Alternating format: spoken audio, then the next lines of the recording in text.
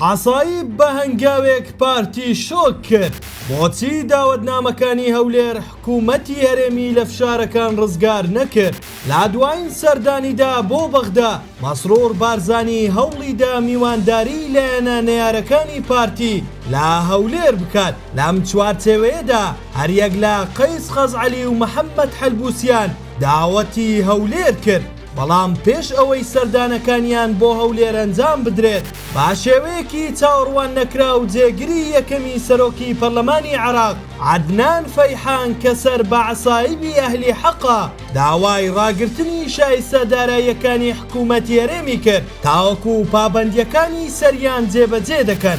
هاوکات حسێن شێحانی ئەندامی مەکتەبی سیاسی بزوتنەوەی سادیقون لا لێدوانێکی ڕۆژنامەوانیدا ڕایگەیان راپۆرتی فەرمی لایەنە پەیوەندیدارەکانی دارایی دەرچوون بەڕوونی ئاماژە بەوە دەکەن کە هەرێمی کوردستان پابەندی بەڵێنە داراییەکانی نەبووە. ئاماژەی بەوەش کرد کە ئەم پرسە ناخرێتە ژێر کاریگەری بۆ چوونیان ڕێکەوتنی سیاسی، بەڵکو پشت بە زانیاری و راپۆرتی تەکنیکی فەرمی دەبەستێت. ئەم هەنگاوە بە شێوەیەکی چاوەڕوان نەکراو بۆ پارتی شۆکهێنەر بوو لە کاتێکدا ئامادەکاریان دەکرد بۆ ئەوەی لە هەولێر پێشوازی لە قەیس خەزعەلی بکەن. ئەم بارودۆخە هاوکات بوو لەگەڵ هەڵبژاردننی عودەی عەواد بە سەرۆکی لیژنەی دارایی لە پەرلەمانی عێراق کە ناوبراو پێشتر سکاڵای لەسەر مەسرۆر بارزانی تۆمار کرد. پێشهاتەکان هاوکاتە لەگەڵ ئەوەی حکوومەتی هەرێم دەڵێت ناتوانین داواکاریەکانی بەغدا لەبارەی داهاتی نانەوتی جێبەجێ بکەین.